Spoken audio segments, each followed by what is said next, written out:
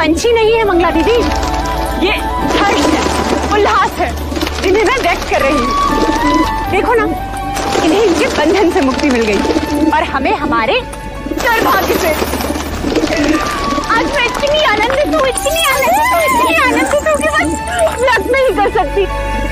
वो तो मैं देख रही हूँ कि आप कितनी आनंदित हो रही हैं। जैसे संतान महादेवी माया को नहीं, आपको ही होने वाली। सच कहा मंगला दीदी, यदि संतान मुझे होने वाली होती तो यह आनंद आधा होता। महादेवी माया को हो रही है, इसलिए आनंद दुगना हो गया है। जिसका अधिकार है उसी की कोख फल रही है। मगर फिर भी इस तरह आनंद का प्रदर्शन करना अच्छा नहीं होता। वो कहते हैं ना, ईर्ष्या का विष तो हवाओं में भी होता है। न जाने कौन विघ्न करता सुन ले और न जाने किसकी अशुभ दृष्टि लग जाए। अब तो जो अशुभ दृष्टि डालेगा चेहरा उसी का काला होगा।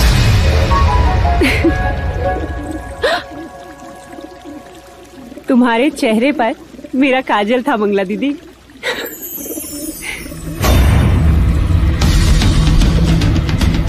मेरे तो केवल गालों पर काजल था महादेवी प्रजापति, पर मैं तो तुम्हें काजल भरे काले आंसू रुलाऊंगी। बस एक और।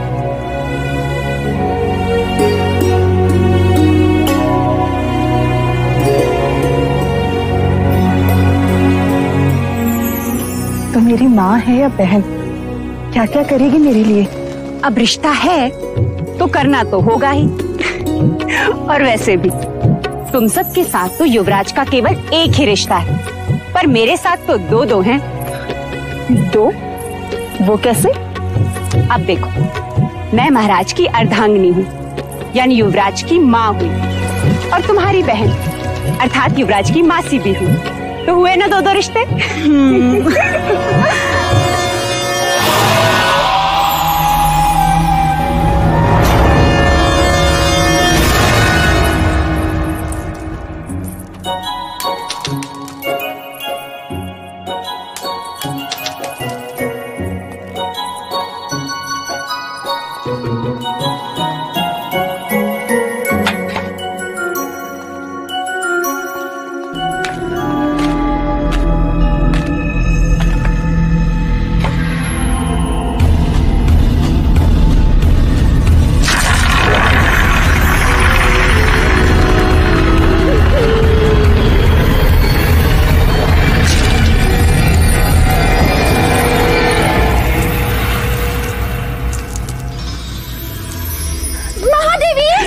दीदी संभालो।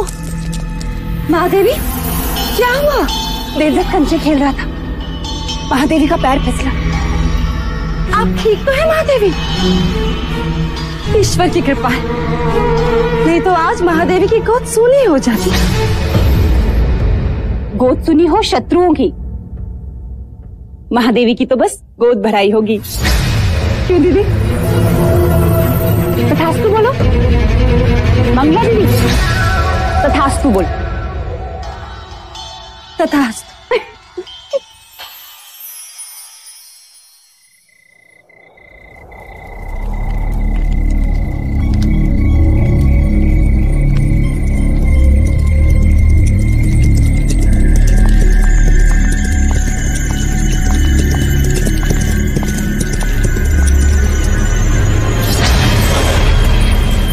आपने सेवक को बुलाया? सुना है तू लौशिका से ब्याह करना चाहता है ना? चाहने से कुछ नहीं होता मंजरे राजा, क्योंकि लौशिका के पिता तुझसे प्रति भेंट में स्वर्ण मुद्राएं मांग रहा है। जी। ये तेरे लिए है गोपाल, बस तुझे मेरे लिए एक छोटा सा कार्य करना होगा। ऐसी पतियां ढूंढनी होगी जिसके रस से मनुष्य की मृत्यु हो जाए। कब तक वैद्य हुसैन के यहाँ जड़ी बूटियां पीसता रहेगा? मैं तो कहता हूं इस बार अपने दुर्भाग्य को ही पीसता। उठा ले, उठा ले।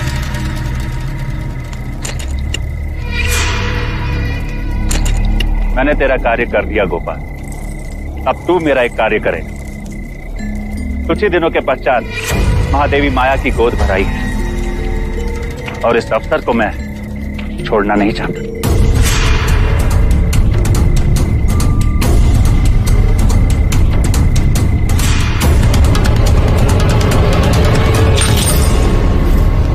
बस गोद भराई के दिन मुझे इतना ही करना होगा।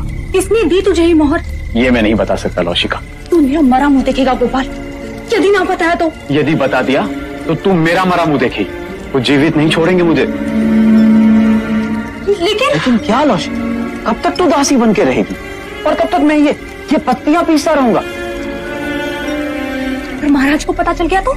अब वो तुझ पर निर्भर करता है लौशिका कि तू किससे ज्यादा स्नेह करती है, अपने गोपाल से या फिर कपिल वस्तु के आने वाले उत्तराधिकारी से।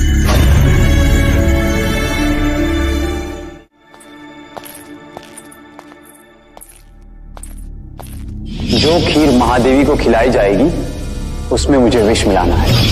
गोपाल सब कुछ हमारे विवाह के लिए कर रहा है, पर मैं महादेवी के साथ विश्वासघात नहीं कर सकती, जानकर अनजान नहीं बन सकती। दोनों ने माँ से भी अधिक स्नेह दिया है मुझे। लसिका, तू यहाँ क्या कर रही है? देवी मुझे आपसे एक अत्यंत आवश्यक बात करनी है। वो महादेवी माया को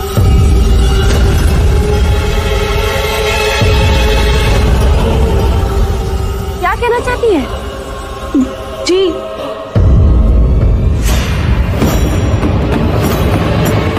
कुछ नहीं। ओम मूकं करोति वाचालं पंगुं लंघयते गिरिं यत्कृपातमहं वन्दे परमा। किसका साथ दे रही है लौशिका?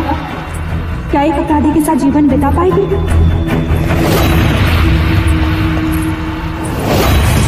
मुझे गोपाल को रोकना ही होगा।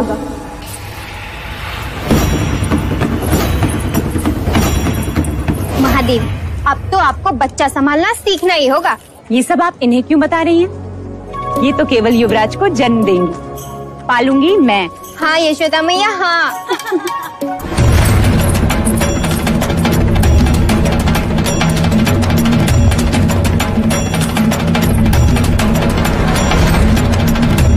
महादेवी, आपसे एक आवश्यक बात करनी है। लौशिका, जो बात करनी है बाद में कर। चले जा, भगवान का नैवेद्य ले आ। पता नहीं है महादेवी ने सवेरे से अन्न ग्रहण नहीं किया। जा।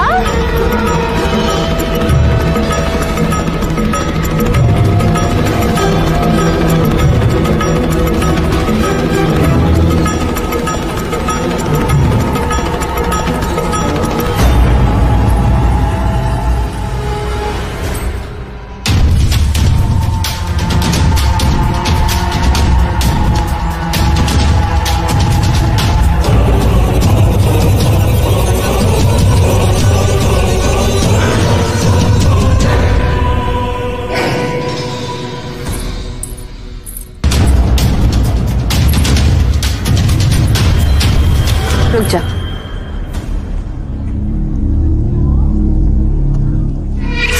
महादेवी प्रजापति, लीजिए। देवदत्त, आओ महादेवी को प्रसाद ग्रहण करने दो।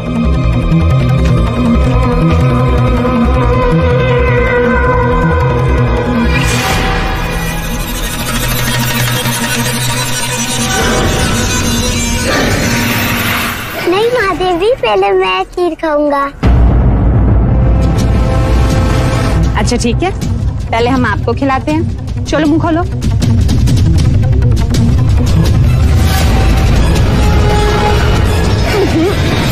मैं तो पहले महादेवी को खिलाऊंगी। नहीं पहले मैं, नहीं पहले मैं, नहीं पहले मैं। अच्छा ठीक, मत खिलाइए।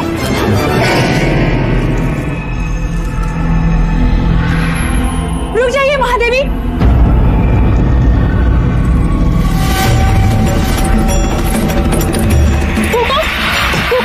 लौशिका, ये क्या कर रही हो? महादेवी, इस खीर में विष मिला है।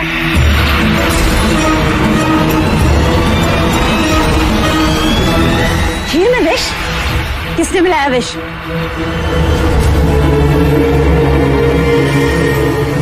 किसने मिलाया विष? हम तुमसे पूछ रहे हैं।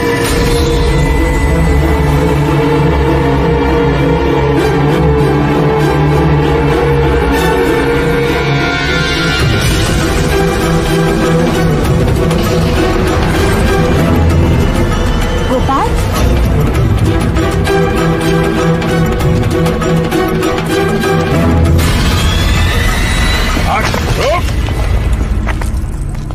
किसके कहने पे किया तुमने ये? उत्तर दो गोपाल, क्यों किया ऐसा? बता, बोलो।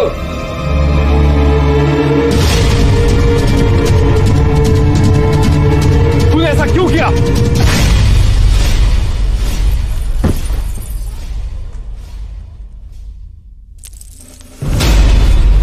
भैया, ये आपने क्या किया? गोपाल का जीवित रहना आवश्यक था, वही हमें असली अपराधी तक पहुंचा सकता था।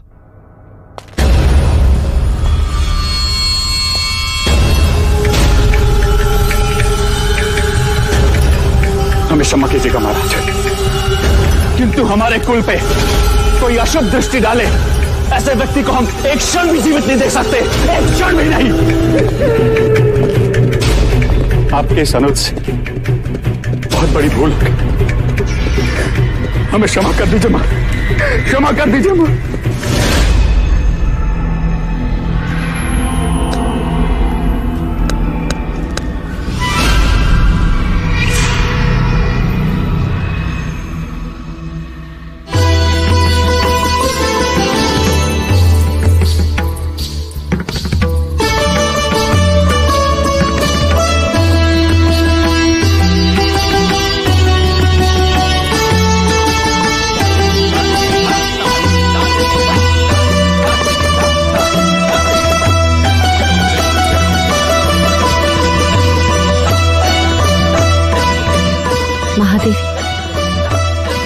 आपसे एक बात कहनी थी। तुम्हें आज्ञा लेने की आवश्यकता नहीं है मंगला। महादेवी, महाराज का जीवन संकट में। ये तुम क्या कह रही हो मंगला?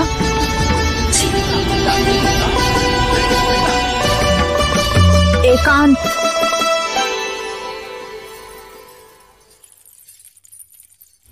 पर यहाँ महाराज को किससे संकट हो सकता है? आपसे। मंगला। महादेवी, सुना है, जो संतान 10वें महीने के बाद पैदा होती है, यदि अपने पिता के घर पैदा हो तो पिता के जीवन पर भारी पड़ती है। मैंने इस बात को पहले नहीं माना, परंतु ज्योतिषों ने प्रमाण दिया तो महादेवी, वो मैं ही थी जिसने आपका हाथ पकड़कर आपको देवता जाने से रोका। आज मैं ही आपसे कह रही हूँ, आपका यहाँ रहना उचित नहीं है। आप भी तो नहीं चाहेंगी कि महाराज या राज पर कोई भी संकट आए। आखिर अपने सुहाग और संतान की रक्षा करने के लिए ही तो स्त्री का जन्म होता है। महादेवी, कुछ भी हो जाए, आप महाराज को मना लीजिए। शीघ्र, अति शीघ्र यहाँ से प्रस्थान कीजिए।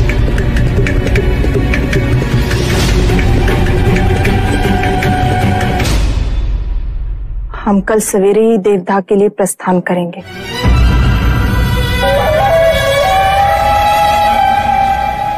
आप देवदाह जाएंगी जरूर महादेवी, परंतु वापस नहीं आएगी।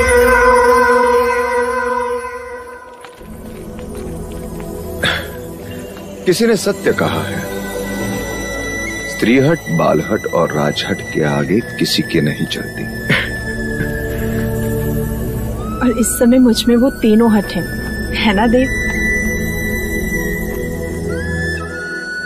अभी कहता हूं, रुक जाओ।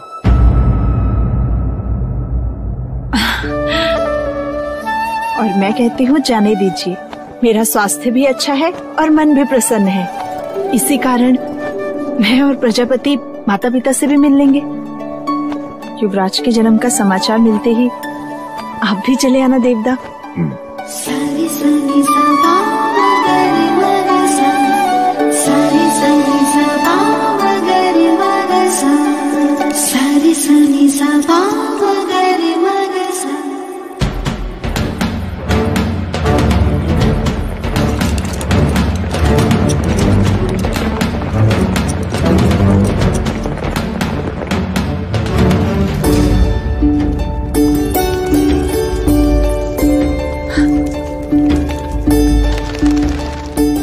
मुझे तुमने यहाँ रुकने का सुझाव दिया।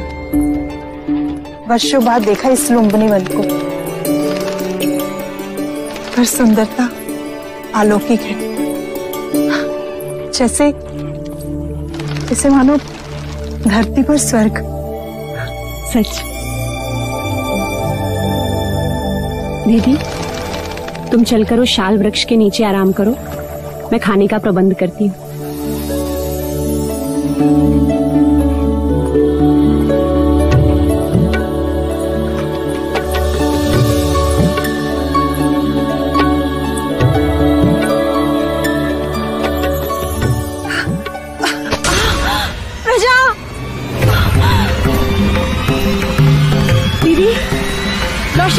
दाई माँ, पिंजरी, जल्दी आओ, देखो महादेवी को क्या हो रहा है।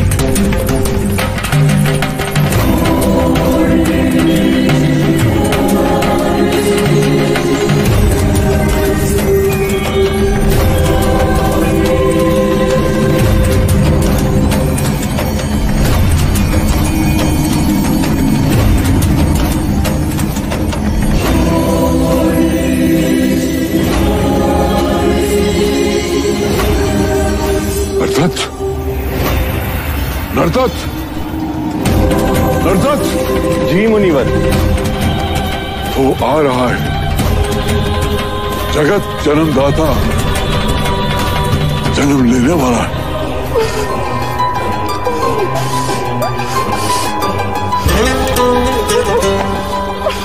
दीदी, दीदी तुम बस धीरज धरे डाल थामे रहना।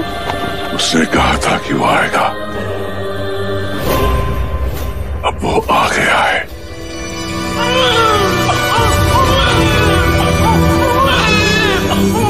बधाई हो दीदी, बधाई हो, पुत्र हुआ है। ऐ समग्र सृष्टि, बधाई हो तुझे जो तेरा सृजनहार तुझ पर जन्म ले रहा है।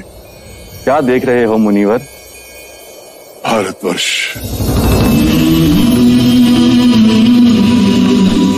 कपिलवस्तु,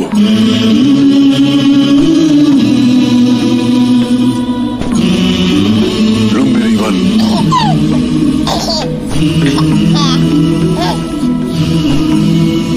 सुंदर,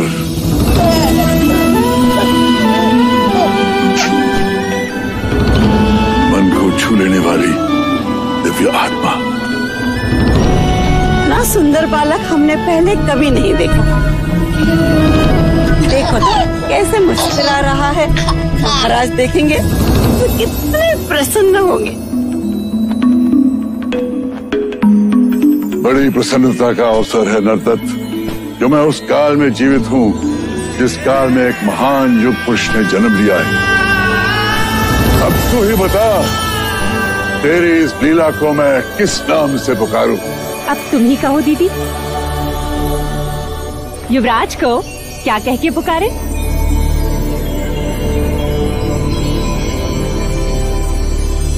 सिद्धार्थ। बुद्ध, बुद्ध। पिता पितामहश्चैव तथैव प्रपितामहः, मातामहः तत्पिता चैव प्रमातामहकादयः। एते भवन्तु मे प्रीता प्रयच्छन्तु च मङ्गलम्। ॐ समस्त पितृभ्यो नमः तर्पयामि।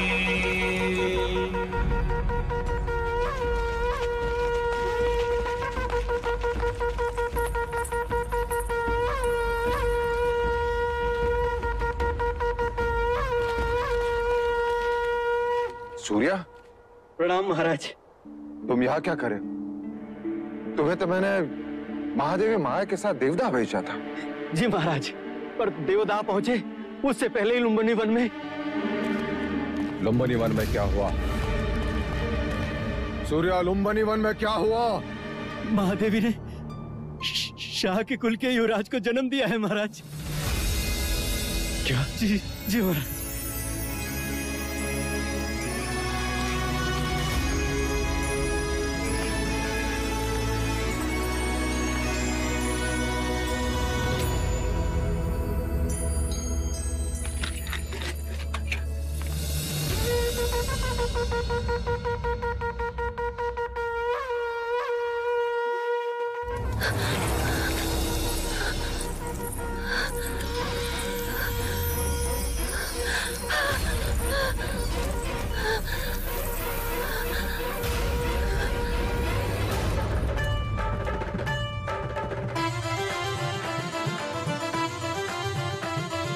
छोटे छोटे चरण उसके राजमहल में दौड़ेंगे, उसकी प्यारी किलकारी राजमहल में गूंजेगी।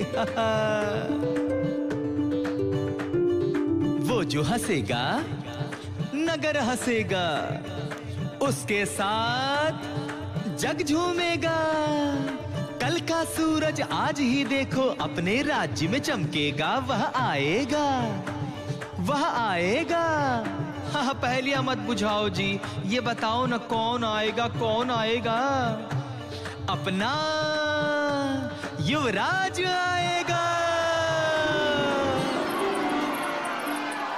देवी बधाई हो, युवराज का जन्म हुआ है। महादेवी माया माँ बन गई है।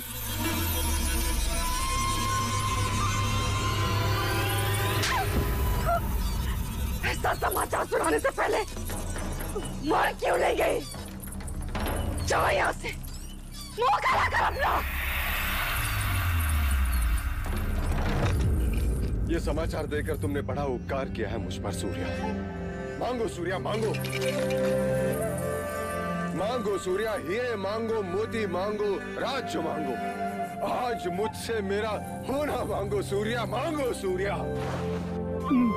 नहीं नहीं महाराज, मेरे घर भी पुत्र पैदा हुआ है। जिस तरह आपने जीवन भर मुझे सारथी बनाकर सेवा का अवसर दिया है, उसी प्रकार मेरे पुत्र चन्ना को भी युवराज का सारथी नियुक्त कर दे बस महाराज। अवश्य ऐसा ही होगा महाराज। अभी तो धन अनुज अनुज मेरा वंश आ गया। हाँ महाराज, मेरा वंश आ गया। द्रोणोधन, द्रोणोधन मेरा तर्पण करने वाला आ गया। मेरा तर्पण करने वाला आ गया। मेरा वंश आ गया। मेरा वंश आ गया। मेरा वंश आ गया। महाराज, आप ये क्या कर रहे हैं महाराज? मनुष्य निराशा के समाचार सुनकर इस प्रकार बैठ जाता है, परंतु ये तो प्रसन्नता का समाचार है। हाँ अनुज, इतने प्रसन्नता का समाचार है कि हृदय इसका भार सहन नहीं कर पा रहा है। अनुज,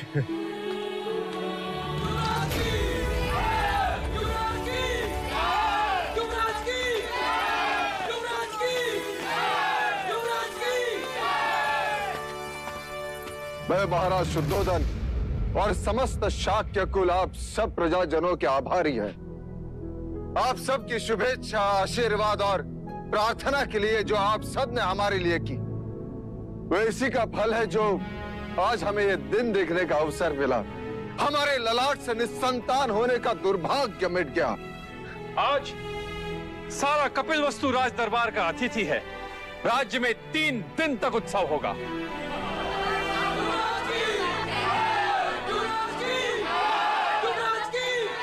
हमारे लुम्बिनी वन जाने का प्रबंध कर। अब एक क्षण भी युग की तरह लगता है। कैसे होगा वो मेरे जैसा या माया जैसा? चलो अनुज।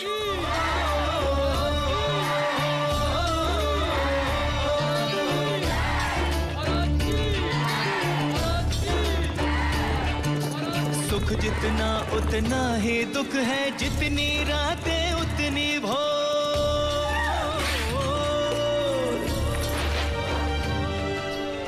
कहीं खुशी आनंद उल्लास है, कहीं है दुख की घटा घन घोर, कहीं है दुख की घटा घन घोर।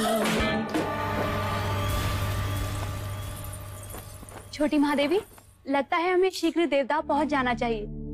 देवता नहीं प्रजापति, मेरी इच्छा कपिलवस्तु जाने की है। ऐसा ही होगा दीदी, हम कपिलवस्तु ही जाएंगे। मैं सारा प्रबंध करके आती हूँ। नहीं प्रजापति, मैं अकेले कपिलवस्तु नहीं जाऊंगी। मैं कुछ समझी नहीं। मैं महाराज के साथ कपिलवस्तु जाऊंगी। महाराज? किंतु महाराज तो कपिलवस्तु के द्वार पर हमारी प्रतीक्षा कर रहे होंगे। नहीं, समाचार मिलते ही वो कपिलवस्तु से निकल चुके होंगे।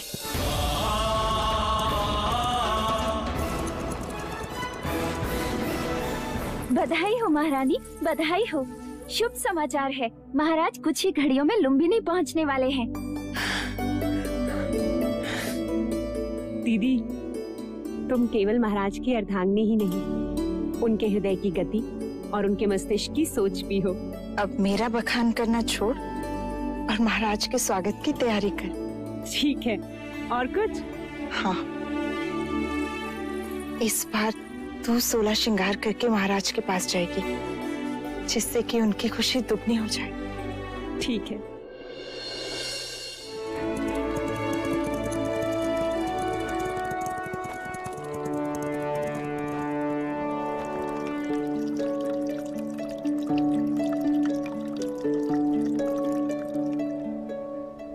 महाराज को संतान के सौभाग्य की बधाई हो। अब इन औपचारिकताओं को छोड़ो और उस सत्य को दिखाओ जो इतने बरसों से मेरे सपनों में भेष बदलकर मुझे सताता रहा है।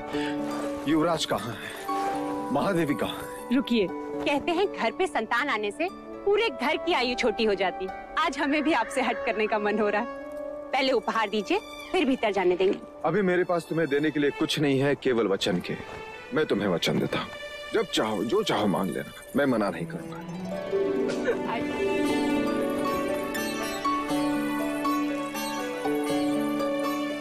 महादेवी को पुत्र की बधाई हो। कैसी हो मामा? अधूरी थी देव, पूरी हो गई। जन्म सफल हो गया। ये क्या प्रजापति, चंद्रमा आने की सूचना दी और बादल भी घेर दिए। ये चंद्रमा तो अब 30 दिन बाद ही दिखेगा देव, ऐसा शास्त्रों का निर्देश है। शास्त्रों का निर्देश में कभी समझ नहीं पाया देवी, कभी समझ नहीं पाया। तो मैं समझा देती हूँ देव। कहते हैं प्रसूति के बाद स्त्री दुर्बल हो जाती है और पुरुष मिलन के लिए आतुर। पति पत्नी को ना सताए और आने वाले संतान के साथ माँ का एक रिश्ता बने। इसलिए 30 दिनों तक माँ और संतान दोनों को अकेले ही रहना चाहिए। ऐसा वैदिक विज्ञान और ब्राह्मण दोनों ही कहते हैं। ठीक है, मैं उसे देख नहीं सकता, कम से कम उसे छू तो सकता हूँ। अवश्य।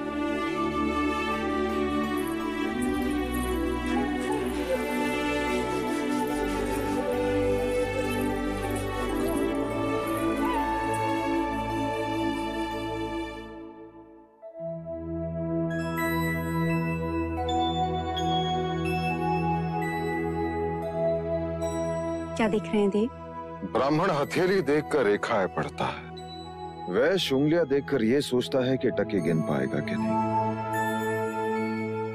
परंतु क्षत्रिय अपने बालक की कलाई देखता है प्रजापति। क्या इन हथेली में तलवार थामने की शक्ति है या नहीं? आपका पुत्र है देव, सारे संसार को जीत ही लेगा। तथास्तु। तथास्तु।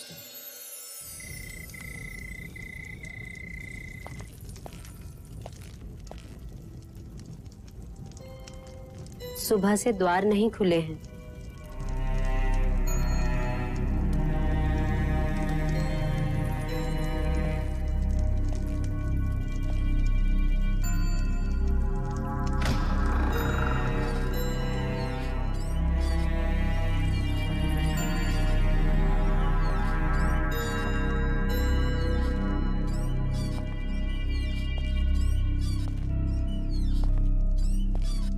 मंगला, मंगला, बधाई लेने और देने से समय मिल गया मंझले राजा को, जो अब पूछने आए हो। ये क्या कह रही हो मंगला? तुम मुझसे बधाई लेने आए हो?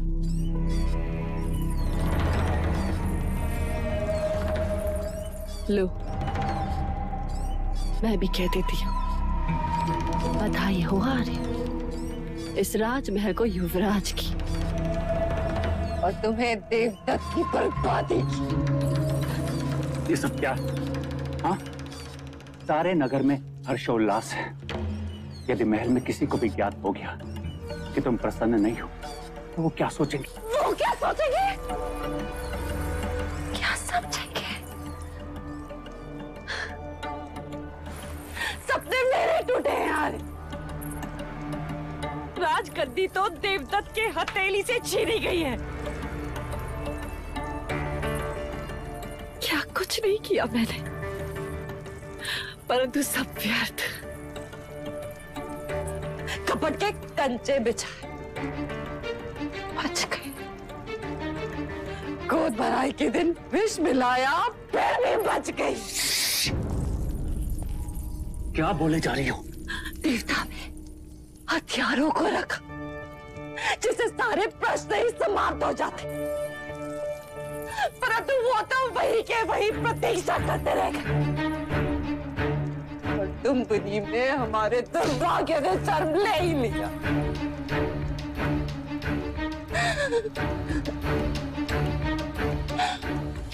करता है सारे राज में आग लगा देगा। छोड़ दो, छोड़ दो।